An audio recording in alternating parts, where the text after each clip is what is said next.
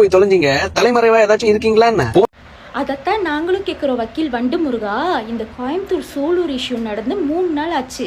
நீ இந்த 3 நாள் எந்த மூத்திர சந்துக்குள்ள இருந்த இல்ல முட்டு சந்துக்குள்ள இருந்த? 3 நாளா மூடிட்டு இருந்துட்டு இப்ப வந்து என்ன சொம்படிச்சிட்டு இருக்காங்க. லாஸ்ட் 3 நாள்ல மட்டும் 15,349 ரவுடிஸை விசாரணை பண்ணி அதுல 3,246 ரவுடிஸை கைதும் பண்ணிருக்காங்க. ட்ரக் கேஸ் மட்டும் 294. அதை தாண்டி கைது செய்யப்பட்ட எண்ணிக்கை எத்தனை தெரியுமா? 419. இவர் பெரிய ரமணா விஜயகாந்த் சார் அப்படியே புள்ளி பட்டியலோட தான் நொட்டுவாரு.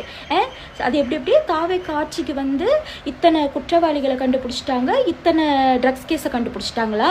இதே தாவே காட்சிக்கு வந்து இந்த 20 நாள்ல தான் இத்தனை கொலைகள் நடந்துச்சு, இத்தனை பாலியல் வன்கொடுமைகள் நடந்துச்சு. அதை பத்தியும் கொஞ்சம் பேசேன். அது எப்படி நீ பேசுவ? நீ தான் வாங்கின காசுக்கு உண்மையா இருப்பியே. காசுக்காக பீ கூட திம்பியா? அதுவும் இல்லாம இன்னொன்னு சொல்லியிருக்கான் கேளுங்க. இந்த கோயம்புத்தூர் சிறுமியோட விஷயத்தை எடுத்து கண்டென்ட் ஆக்கி அதை கட்சி பிரச்சனையாக்குறாங்க. ஆனா கண்டென்ட் கிடைச்சிருச்சுன்னு சொல்லிட்டு ஒரு சிறுமி கூட பார்க்காம கட்சி பிரச்சனையை மாத்தி. அப்ப நீ என்ன டேஷ் பண்ண? உனக்கும் அந்த ராஜாபேரனுக்கும் நடந்த பர்சனல் இஷ்யூ எடுத்து என்டிகே கட்சி பிரச்சனையாக்கல?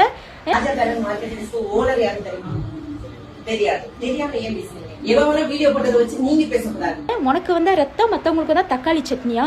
இந்த வெண்ண பையலுக்கு சப்போர்ட் பண்ணி எவனாவது கமெண்ட்ல பேசுனீங்க, அசிங்க அசிங்கமா கேட்பேன்.